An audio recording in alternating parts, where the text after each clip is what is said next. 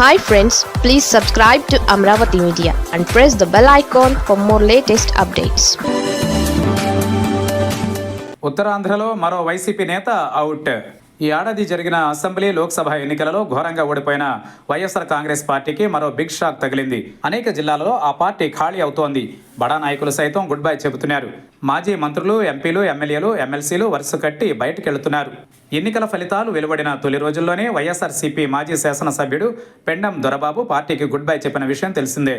దాదాపుగా ఆయనతో ఆరంభమైన రాజీనామాల పర్వం ఇప్పటికీ కొనసాగుతోంది.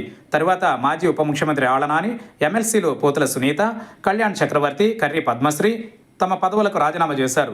అంతకుముందు రాజ్యసభ సభ్యులు బేదా మస్తానరావు, మోపిదేవి వెంకటరమణ, ఆర్ కృష్ణయ్య వైసీపీని వీడారు, టీడీపీలో చేరారు.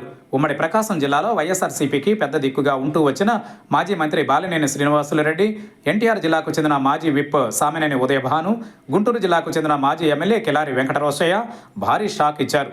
ఈ మధ్యే మాజీ అవంతి శ్రీనివాస్, భీమవరానికి చెందిన మాజీ శాసనసభ్యుడు గ్రంథి శ్రీనివాస్ కూడా అదే బాట పట్టారు. వీరిద్దరూ కూడా తెలుగుదేశం పార్టీలో చేరడానికి రంగం సిద్ధం చేసుకుంటున్నారు. త్వరలోనే ముఖ్యమంత్రి చంద్రబాబు నాయుడు సమక్షంలో పార్టీ కండువా కప్పుకుంటారని తెలుస్తోంది. ఇప్పుడు తాజాగా ఉత్తరాంధ్రకు చెందిన మరో నాయకుడు అడారి ఆనంద్ కుమార్ వైసీపీకి రాజీనామా చేశారు. తన రాజీనామా లేఖను పార్టీ అధినేత వైఎస్ జగన్మోహన్ రెడ్డికి పంపించారు. పార్టీ ప్రాథమిక సభ్యత్వానికి గుడ్ బై చెప్పారు ఆయన. విశాఖ వెస్ట్ నియోజకవర్గం ఇన్ఛార్జ్, విశాఖ డైరీ చైర్మన్గా వ్యవహరిస్తున్నారు. ఈ ఏడాది జరిగిన ఎన్నికలలో విశాఖ వెస్ట్ నుంచి పోటీ చేశారు అడారి ఆనంద్ కుమార్. తన సమీప ప్రత్యర్థి తెలుగుదేశం పార్టీకి చెందిన పీజీవీఆర్ నాయుడు చేతిలో 35,000కు పైగా ఓట్ల తేడాతో పరాజయాన్ని చవిచూశారు. అప్పటి నుంచి పార్టీ కార్యకలాపాలలో పెద్దగా పాల్గొనట్లేదు. తాజాగా పార్టీకి విశాఖ డైరీ చైర్మన్ పదవికి రాజీనామా చేశారు. ఆయనతో పాటు 12 మంది డైరెక్టర్లు కూడా రాజీనామా చేసినట్లు సమాచారం.